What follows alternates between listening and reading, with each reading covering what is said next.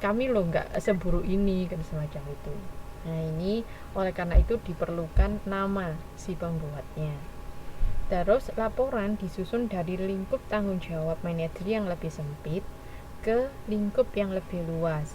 Teman-teman masih ingat bagan struktur organisasi? Nah kan dari atas manajer, terus dari ke bawah direktur, terus manajer departemen, ada departemen produksi, pemasaran, dan keuangan misalnya. Di produksi nanti ada dibagi lagi menjadi departemen apa, departemen apa, departemen apa, seperti itu. Nah, lingkup tanggung jawab yang lebih sempit itu yang bawah dulu. Yang bawah melaporkan ya ke yang atas lagi melaporkan ke atasnya lagi. Nah, kan dari yang lebih sempit ke yang lebih luas. Tuh, ini pertanggungjawaban. Yang kedua, prinsip manajemen pengecualian atau manajemen by exception. Tujuan pengendalian adalah mencari hal yang menyimpang dan mencari solusinya. Akan lebih bermanfaat dan efisien jika melaporkan hanya yang menyimpan saja, agar eksekutif segera dapat memberi perhatian dan mencari solusi. Ini kan jelas. Ada juga laporan itu atau melaporkan itu yang model seperti ini. Melaporkan cuma yang nyimpang-nyimpang saja, nggak semuanya dilaporkan.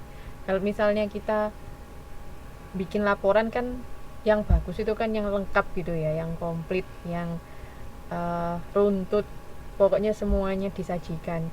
Nah tapi bisa jadi kalau kita semua menyajikan semuanya secara lengkap, kita nggak tahu mana yang menyimpang, atau kita nggak tahu mana yang seharusnya diperhatikan lebih dulu. Oleh karena itu kita bikin yang menyimpang-menyimpang, atau kita kumpulkan mana yang menyimpang agar eksekutif itu saat lihat iya Mbak Eka, saat lihat langsung tahu masalahnya di sini.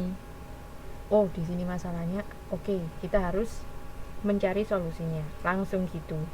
Tapi kalau secara keseluruhan kan baca dulu dari awal, terus mungkin masalahnya itu kelewatan malahan gara-gara kita baca atau manajer baca yang normal-normal aja gitu, yang wajar-wajar aja semuanya, terus yang tidak wajar terlewatkan seperti itu. Nah itu kan juga kurang sip. Oleh karena itu di sini ada istilah prinsip manajemen pengecualian, melaporkan yang menyimpang-menyimpang saja agar bisa segera dicari solusinya. Tuh. Prinsip keterbandingan. Laporan aktual harus dibandingkan dengan laporan lain agar dapat dievaluasi. Laporan aktual dapat dibandingkan dengan misalnya anggaran, standar, atau kinerja masa lalu. Maksudnya gimana? Kan kita melaporkan berdasarkan fakta, berarti kan melaporkan berdasarkan yang sudah terjadi. Berarti sebenarnya kita cuma nulis-nulis aja kan, penjualan kita segini, biayanya segini, terus labanya segini, sesuai dengan kenyataan. Tapi kita juga harus membandingkan dengan laporan lainnya. Untuk apa? Untuk dievaluasi. Misalnya dengan membandingkannya dengan anggaran. Penjualan kita aktualnya atau yang benar-benar terjadi adalah 100 unit. Padahal kalau kita bandingkan dengan anggaran penjualan, seharusnya kita bisa menjual sebanyak 200 unit. Nah, kan berarti ada penyimpangan. Saat kita bandingkan dengan laporan lain, laporan anggaran, kan terjadi penyimpangan. Ada bedanya, dan bedanya 100%, sangat jauh. Oleh karena itu ini perlu dianalisis, ini perlu diteliti, ada apa ini, semacam itu. Oke. Terus itu kalau anggaran. Terus standarnya penjualan itu sebesar ini selama setahun. ternyata pada kenyataannya tidak bisa mencapai standar. Oleh karena itu harus dicari tahu kenapa gitu. Terus berdasarkan kinerja masa lalu, bisa jadi kan orang masa lalu loh, sebelumnya loh kita bisa menjual segini, kenapa kok kita tahun ini tidak bisa menjual segini, semacam itu gampangnya seperti itulah, membandingkan, prinsip keterbandingan. Kemudian prinsip peringkasan. Waalaikumsalam warahmatullahi wabarakatuh. Ya, selamat bergabung Mbak. Prinsip peringkasan, semakin tinggi jabatan, semakin luas cakupan pengendalian, semakin banyak pula masalah yang harus dipecahkan. Sebaiknya laporan yang dibuat memakai prinsip semakin ke atas semakin ringkas, menyajikan yang penting-penting atau yang menyimpang saja. Nah, ini ada kaitannya dengan prinsip menyimpang yang tadi. Jadi kalau kita lihat struktur organisasi, kalau semakin tinggi kan yang dikendalikan atau yang melaporkan ke dia kan semakin banyak. Contohnya kalau di direktur, dia dapat laporan dari departemen keuangan, departemen produksi, departemen pemasaran, seperti itu. Kalau departemen pemasaran, dia dapat laporan dari bawahannya,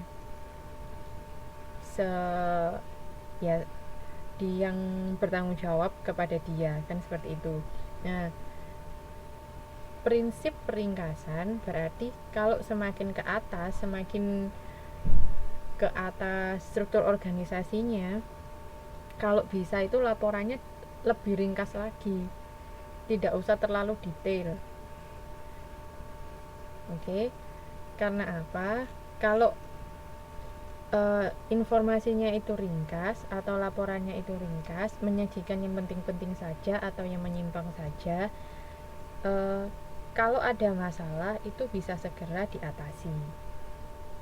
Seperti yang tadi saya jelaskan, kalau semakin rinci mungkin bacanya ketinggalan malahan yang menyimpang. Oleh karena itu semakin ke atas, karena banyak sekali yang dipikirkan, banyak sekali masalahnya, sebaiknya kita laporkan yang menyimpang-menyimpang saja.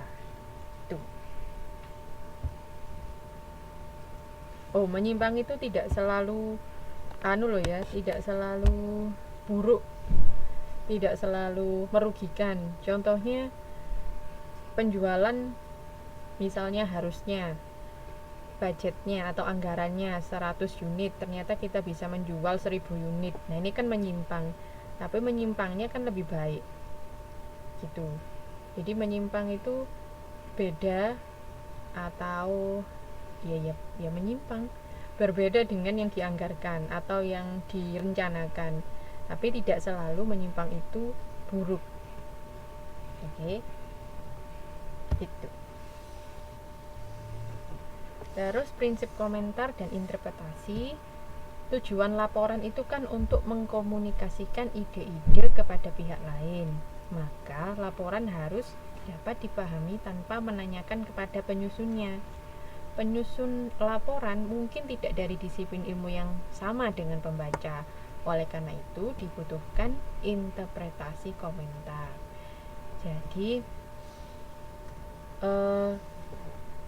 kalau ini ceritanya, saya kira ini sangat jelas, mengomunikasikan ide-ide kepada orang lain dan dapat dipahami tanpa tanya. Jadi orang lain itu saat baca laporan itu sudah jelas, nggak perlu lagi loh ini kira-kira maksudnya apa ya, ini nilai ini dari mana ya. Si pembaca itu ndak ada pikiran seperti itu. Nah, agar pembaca itu paham tanpa bertanya kepada yang nyusun, dibutuhkan interpretasi komentar. Kalau di modul itu diistilahkan kan yang bikin laporan keuangan itu kan bagian keuangan atau bagian akuntansi, tapi yang baca kan nggak cuma backgroundnya atau dia kan nggak semua yang baca laporan keuangan itu